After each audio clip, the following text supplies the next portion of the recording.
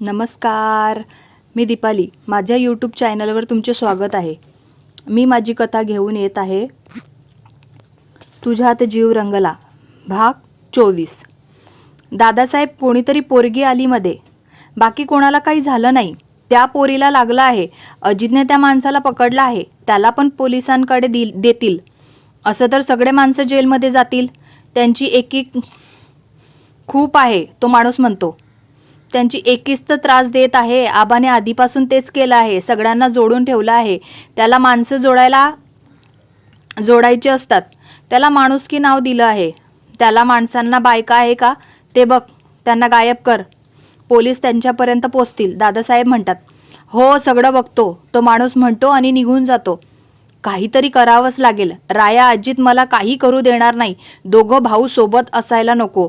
ते सोबत असले की माझं काही काम होणार नाही. संग्राम पण सुटणार नाही. त्याला आधी सोडून आणावं लागेल.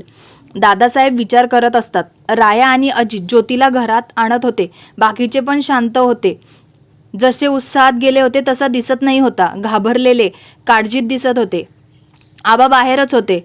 राया, ज्योतीला काय झालं? ती अशी का चालत आहे? कुठं पडली का? कसं काय लागलं आहे? तिच्या कपड्यांना पण लागलं आहे, आबासाहेब म्हणतात. राया आणि अजित एकमेकांकडे बघतात. आबांना काय सांगायचे? काय विचारत आहे? एकमेकांच्या तोंडांकडे काय बघत आहे? सांगणार आहे का? आबासाहेब खूप रागात बोलत होते. घरातल्या सगळ्या पोरींवर त्यांचा खूप जीव होता. त्यांचा आवाज घरात आला. सगळे बाहेर आले. जयश्री, त्यांचं लक्ष ज्योतीकडे गेलं. त्या तिच्याकडे गेल्या. काय झालं? कसं काय लागलं आहे? कुठं पडली का? त्यांच्या डोळ्यातून अश्रू येऊ लागले होते. माई पण आल्या. त्यांनी ज्योतीला जवळ घेतले. आई रडते म्हणून तिच्या पण डोळ्यात पाणी होतं. राया, सांग, कोणी केलं आहे? आता रायाला सांगावं लागणार होतं. आबा, एक गाडी खूप वेगाने आली. तिला धक्का मारून गेली. ती पडली, तिला लागलं. त्या माणसाला पकडलं आहे. विवेक आणि नरेंद्र त्याला पोलीस स्टेशनमध्ये घेऊन गेले आहे. ही खूप घाबरली होती. सोडत नाही होती म्हणून तिच्यासोबत घरी आलो. राया म्हणतो. त्या माणसाला पकड. हे खूप चांगलं केलं. मला माहिती आहे हे काम अजित करू शकतो. त्यानेच त्या माणसाला पकडलं असेल. अजित हे काम विश्वासचं असेल. तो माणूस कबूल करणार नाही, आबा म्हणतात. अजित आणि राया विचार करत असतात. विवेक आणि नरेंद्र पण घरी येतात. दादा, त्या माणसाने लगेच तोंड उघडलं. दादासाहेबांचं नाव घेतलं. त्याला कोणी नाही आहे. त्याची चुलत बहीण आली होती. तिला तिच्या पोरांना उचलून घेऊन गेले आहे. त्याने सगळं सांगितलं. पोलिसांनी दादासाहेबवर नजर ठेवली आहे. हे जर खरं निघालं तर दादासाहेबांना अटक करणार आहे. विवेक म्हणतो. तसंच होऊ दे. आपण बघू कुठे ठेवणार आहे. आपलं छोटंसं तर गाव आहे, अजित म्हणतो. अजित, तू काही करणार नाही आहे. पोलीस बघतील काय करायचं ते. तू त्यात पडायचं नाही, माई म्हणतात. अजितने आबाकडे बघितलं. आबांनी डोळ्यांनीच सांगितलं, आत्ता गप्प बस, नंतर बघू. मिनलला तर खूप मजा येत होती. मस्त मूव्ही चालू आहे. उगाच लोक मूव्ही थिएटरमध्ये जातात बघायला. घरात किती काय काय चालू असतं. मिनल मनात विचार करत होती. आता दमले असणार. फ्रेश होऊन या. त्यांच्यासाठी चहा ठेवा. जयश्री, ज्योतीला डॉक्टरकडे घेऊन जा. तिच्यासोबत विवेक आणि नरेंद्र जा, आबासाहेब म्हणतात. श्रेयस काही बोलत नाही होता. खूप शांत झाला होता. त्याने असे पहिल्यांदाच बघितलं होतं. रमादी त्याला समजवत होत्या. साकेत पण आला. त्यांनी पण श्रेयसला समजावलं. तो झोपला. रमा मग ज्योतीजवळ गेली. ज्योती हॉस्पिटलमधून जाऊन आली होती. पायाला बरंच खरचटलं होतं. ते खूप आग होत होतं. दुखत होतं. ज्योतीला खूप त्रास होत होता. नरेंद्र सगळं बघत होता. त्याला काही करता येत नाही होतं. त्या माणसाला 2-3 कानात लावून दिल्या होत्या. तिला लागलं, तिला त्रास होत आहे. त्याला राग आला. तो रागात त्याने त्या माणसाला काढला. स्वरा पण काहीच बोलत नाही होती. काय बोलावे तिला काहीच सुचत नाही होतं. गप्प बसली होती. राया ज्योतीच्या रूममध्ये आला.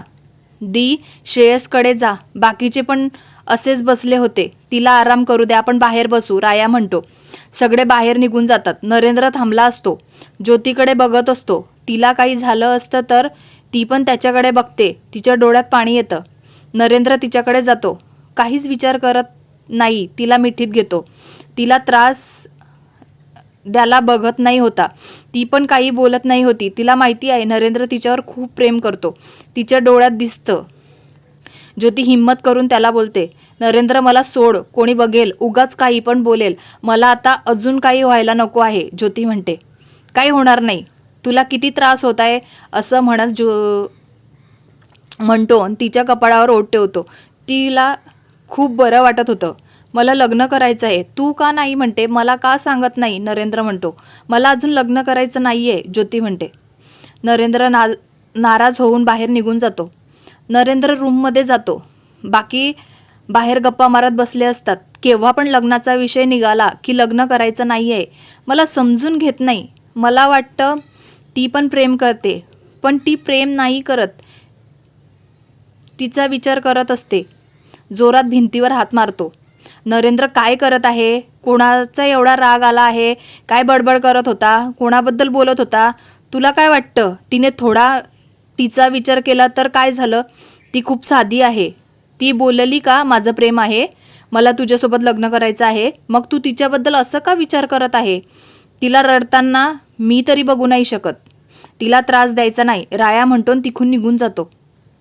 मी तिच्यावर जास्त हक्क दाखवत आहे का? तिच्या पण मनात काही असेल ना, तिच्यासोबत बोलून घ्यायला पाहिजे, नरेंद्र म्हणतो. आबा, अजित, राया आबाच्या रूममध्ये होते. त्यांची चर्चा चालू होती. आबा, त्या माणसाचा पत्ता सापडला आहे. मागे एक रूममध्ये आवाज येत आहे. त्या रूममध्ये बंद केलं असेल. त्यांना वाचवायला पाहिजे. तो माणूस पण सुटेल. दादासाहेबांना अटक होईल. त्याच्यासाठी ते चांगलं नाही आहे. आपल्याला काहीतरी करावं लागेल. आपण पोलिसांना सांगितलं तर दादासाहेबला अटक होईल. आपण काय करायचं? राया म्हणतो. आबा, मला तर वाटतं जावं त्या माणसाला ठेवली आहे, त्यांना चांगलं मारावं, त्या बाईला बाहेर काढावं. दादासाहेब पण कळेल मग. त्याच्या मुलाला आत टाकलं. आम्ही मुद्दाम टाकलं का? तो तसा होता म्हणून त्याच्यासोबत तसं झालं, अजित रागात म्हणतो. आपण इन्स्पेक्टर सोबत बोलून घेऊ. आपण काही करायचं नाही. पोलिसांची मदत घ्यायची. आपल्या अंगावर येईल असं काही करायचं नाही. अजित, जरा शांततेत होऊ दे. ज्योतीची कोणी मैत्रीण असेल तर तिच्यासोबत बोलून घ्या. तिला विश्वासात घेऊन सगळं सांगा. ज्योतीसोबत थांबायला सांगायचे, आबासाहेब म्हणतात. तिची मैत्रीण आहे, तिला कॉल करणार होतो. काही ना काही येतं. तिला कॉल करायचा राहून जातो. तिचा नंबर घेतला आहे. चांगली मुलगी आहे. विकास काकांना तिनेच हॉस्पिटलमध्ये घेऊन गेली होती. आम्ही जात नाही तोपर्यंत होती. काकांना जाग येईल तोपर्यंत थांबली होती. अजित म्हणतो. हो कर. सगळं शांततेत होऊ द्या. सगळे आहे तोपर्यंत तरी, नंतर बघू. चला आता जेवण करा आणि झोपा. दिवसभर खूप धावपळ झाली आहे, आबा म्हणतात. लता आणि विश्वनाथ सकाळी जायला निघणार होते. स्वराचं पण कॉलेज सुट्टी पडत आहे. नरेंद्र पण ऑफिसमध्ये काम खूप आहे.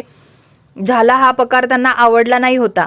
आमच्या मुलांना काही झालं नाही पाहिजे हा त्यांचा विचार होता. आबा सांगून सकाळी लवकर ते मुंबईत निघणार होते असं त्यांचे ठरलं होतं.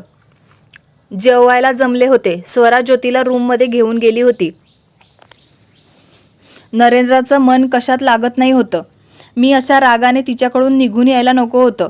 तिला वाईट वाटलं असेल, नरेंद्र मनात विचार करत होता. मी म्हणत होती उद्या आम्ही निघतो. खूप सुट्ट्या पडल्या, सकाळी लवकर निघू. स्वराचं पण कॉलेजला सुट्टी पडत आहे, लता म्हणतात. तुम्ही आले तेच आमच्यासाठी खूप आहे. सगळ्यांना कामं असतात. तू राहिली खूप छान वाटलं. अशीत येत जा. स्वरा तर नेहमी येते. सांभाळून जा. काळजी घ्या, आबा म्हणतात. आपापल्या रूममध्ये निघून जातात. स्वराने अकिराला कॉल केला होता. अकिराने पण लगेच घेतला. हॅलो स्वरा, कधी येत आहे? मी तुला खूप मिस करत आहे, अकिरा म्हणते. स्वरा रडायला लागते. तिला बोलता येत नाही होतं. तिला ज्योतीजवळ थांबायचं होतं. मॉम आणि डॅड उद्याच निघायचं म्हणत आहे. स्वरा काय रडत आहे? काय झालं? मला सांगणार आहे का? मला काळजी वाटत आहे, स्वरा म्हणते. आज आम्ही पिकनिकला म्हणून शेतात गेलो होतो. मस्त मजा करत होतो. पण स्वरा परत रडायला लागली. हो मग चांगलं आहे ना, मजा केली, शेतात गेले म्हणजे खूप फोटो पण काढले असणार, अकिरा म्हणते. ज्योतीला कोणीतरी गाडीचा धक्का दिला. तिला लागला आहे. हात पाय खूप लागला आहे. तिला खूप त्रास होत आहे, स्वरा म्हणते. कधी झालं? राया, अजितदादाला माहिती असणार ना? त्या माणसाला पकडलं का? पोलीस काय बोलले? अकिरा विचारते. अजितदादा आणि रायादादा गेले होते. त्यांना माहिती असेल त्या माणसाला अजितदादाने पकडलं, स्वरा म्हणते. तुम्ही का लगेच येत आहे? थोडे दिवस थांबले असते ना, अकिरा म्हणते. मला माहिती नाही, डॅड बोलले. आपण उद्याच जायचं आहे. काही समजत नाही आहे. दादूचं पण काही समजत नाही आहे. वेगळाच वागत आहे. स्वरा म्हणते, मी बघते, नको काळजी करू, होईल सगळं चांगलं. अकिरा म्हणते, कॉल कट करते. नरेंद्रसोबत बोलायचं राहून गेलं. त्याचं तिच्यावर प्रेम आहे. अंकल घाबरून मुंबईला येत असतील, मला असं वाटत आहे. अकिरा विचार करत होती. राया आणि अजित बोलत होते, आपल्याला उद्या पोलीस स्टेशनला जाऊन येऊ. त्या माणसाला भेटायला पाहिजे, त्याच्यासोबत बोलून घेऊ. पैसेसाठी काम केलं असेल, राया म्हणतो. मला वाटते दादासाहेब अटक झाली पाहिजे. काही प्रॉब्लेम येणार नाही. आपल्याला घरातले पण चांगले राहतील. अजित म्हणतो, बघू आता पुढे काय होते. नरेंद्र ज्योतीसोबत बोलेल का?